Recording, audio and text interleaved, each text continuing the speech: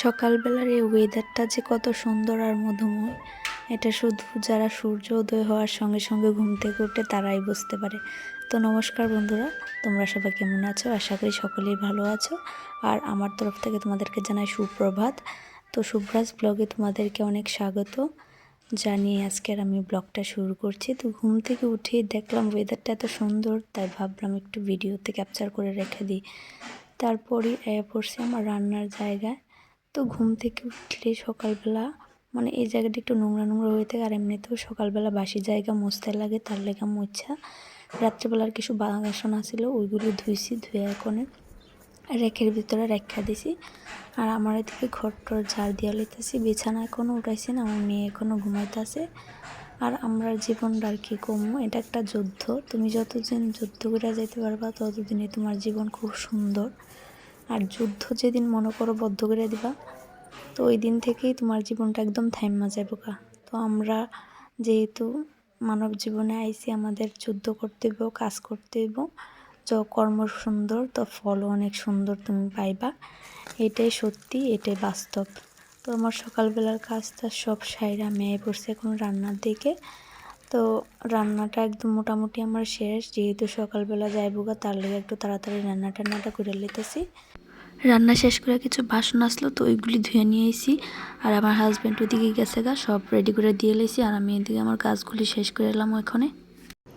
তো রান্না সাইরা গেছি মেয়ের খাওয়াইতাম, তো মেয়ের খাওয়াই এসেছি সাইরা। কিছু কাপড় আসলো আমার মেয়েরই, আর আমি যে কালকে পরে গেছিলাম একটু আগরতলা, ওইটিও ধুইছি, ধুয়ে এসে এখন একবার স্নান করে আইছি, তখন জামা কাপড়টা লাই এলাম। আর কালকের ব্লগটা আগরতলা গেছি যে এই পর্যন্ত আমি কন্টিনিউ করতে পারছি, এরপর আর কন্টিনিউ করতে পারছি না, কারণ এত দূরে গেছি আমি, আগে যেন জীবনে গেলাম নইলে। গিয়া হাটটা যাইতে যাইতে হাইটটা ওটোতে নামছি, নেমে আসে আরও 1 থেকে 2 কিলোমিটার হাইটটা গেছি। আমার ধারণাই ছিল না, গুগলে দেখছি ম্যাপ, তারপরেও বুঝছি না এত দূরে যে হয়েছে বোগা। তো আর কি করুম, গেছি গা, তো আর কিছু করার নাই, গেছি ওখান গিয়ে ফর্ম জমা দিছি, দিয়া তারপরে বাড়িতে আইসি। আইসে আমার মেয়ে কইছিলাম না ননদের বাড়িতে গেছে, তো ওইখান থেকে আবার আনছি। এইসব করতে করতে কালকার দিনটা বিজি হয়ে একদম শেষ হয়ে গেছে। তো তার লেগে আর কালকের ব্লগটাও আগরতলা যে গেছি ওই পর্যন্তই আসছিলো, আর কন্টিনিউ করতে পারছি না। তো চলো এখন স্নান করছি, আমি এখন জামা কাপড়ে লাগতাম, লাইরে আমার মেয়ের স্নান করাম।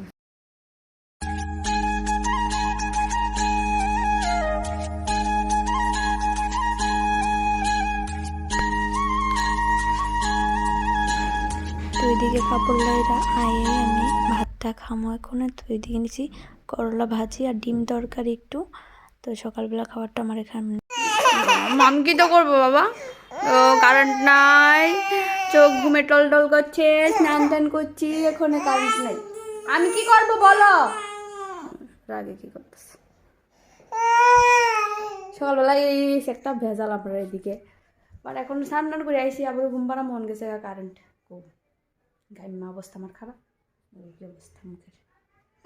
আচ্ছা ঘুম পাড়াবো তোমাকে, হাত পাকা আছে না ওটা দিয়ে, ঠিক আছে দেখিয়ে দিলাম একটু ব্যাপারটা।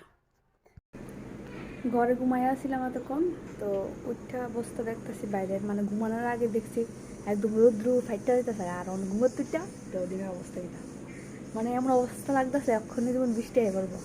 কিন্তু একদিকে বৃষ্টি আইলে ভালো, কারণ কয়েকদিন ধরে এত রৌদ্র উঠতেছে, 3-4 দিন ধরে পয়লা বৈশাখের দিন থেকে আর আজকে অবধি, পয়লা বৈশাখ থেকে পরশু দিন এরপর থেকে এত রৌদ্র। কালকে যে বললাম না আগরতলা গেছি, আমার তো অবস্থা পুরো খারাপ। আজকে দিনে যে ভাব দেখছি সারছে, বাট রাত্রেবেলা ঘুমাইতে পারি না, ঘরে এত গরম আমরা ঘরে। আর এমনিতেও তো একটা রুম কমপ্লিট হয়েছে, আর বাইরের দিকেও খালি, আর রৌদ্র পরে গরম, আর বাইরের অবস্থা এখন তো কি লাগছে, কি বৃষ্টি আইব, বৃষ্টি আইলে খুব একটা মজা হইতো সত্যি। আর বৃষ্টি যাই তো লেগে দিয়ে কারেন্ট যাবো, তো সন্ধ্যাবেলা আজকে আমার আর ভিডিও কন্টিনিউ হইতো না। আবার যদি কারেন্ট ব্লগটা কন্টিনিউ করুন, তো দেখি কারেন্ট গেলে তো শেষ আজকালকে ব্লগ এখানে। আর কারেন্ট থাকলে সন্ধ্যাবেলা আবার দেখা হইতেছে, তো দেখি বৃষ্টি আইনি।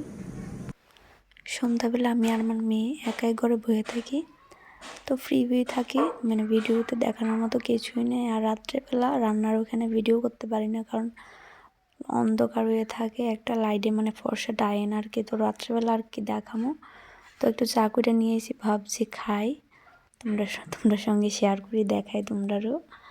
তো আর রাত্রেবেলা রান্না টান্না এগুলি শেয়ার করতে পারি না, যখন রুমটা ঠিক হইব তখন ইচ্ছা আছে মানে ওই সময় শেয়ার করতে পারুম, কারণ ওই সময় মানে ভিডিওতে কিছু দেখা যাবে আর এখন অন্ধকার অন্ধকার লাগে বাইরে, যেহেতু একটা লাইট তার কারণে। তো আজকে ব্লগটা আমি এখানেই শেষ করুম। তোমরা সবাই ভালো থাকবে, সুস্থ থাকবে।